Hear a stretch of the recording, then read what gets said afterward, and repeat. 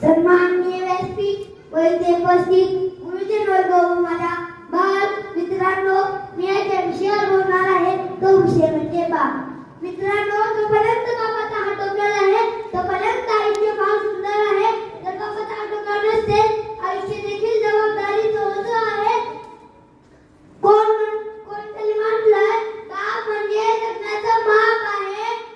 बाप म्हणजे जगण्याचं माप आहे. पाठीवरची धाप आहे. तो कधी दाखवला तरी त्याची माया बाप आहे. तो म्हणजे बाप आहे. बाप म्हणजे शिस्तबद्ध धाक आहे. जगणं बुवाक आहे. आयुष्याच्या समुद्रात स्तंभाची धाक आहे. तो म्हणजे बाप आहे. संत महात्म्यांनी आईबद्दल वर्णन केलेले आहे. पण वडिलांबद्दल काय कोणीच बोलत नाही. आपण वडिलांना घाबरतो कारण ते आपल्याला मान देतात. त्यामागे अध्यय असतो की आपला मुलगा मुलगी नेहमी सत्याच्या मार्गाला जायला हवे.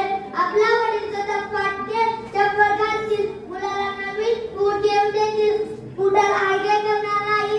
आई हे घरात मागली असतं, वडील हे घरात अस्तित्व असतात.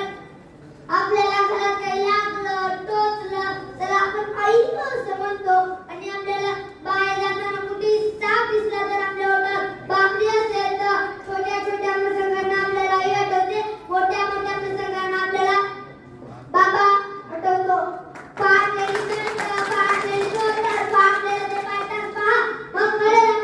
आपल्यासाठी काय करतो. इथे बसलेले 2-4 जण सोडून सर्वांना वडील असतील. आपण फार भाग्यवान आहोत. आपल्या वडील वडिलांबद्दल 2 शब्द बोलावेसे वाटतात. कोण म्हणतंय माझा बाप आमदार आहे, कोण म्हणतंय माझा बाप खासदार आहे, कोण म्हणतंय माझा बाप आमदार आहे, कोण म्हणतंय माझा बाप खासदार आहे. मित्रांनो, मी शेवटपर्यंत सांगतो की माझा बाप इमानदार आहे. माझा बाप इमानदार आहे. अगर बाप है तो किसी का डर नहीं, अगर बाप नहीं तो दुश्मनों का सबर नहीं, अगर बाप है तो तमन्ना अधूरी, अगर बाप नहीं तो फरमाइशी अधूरी.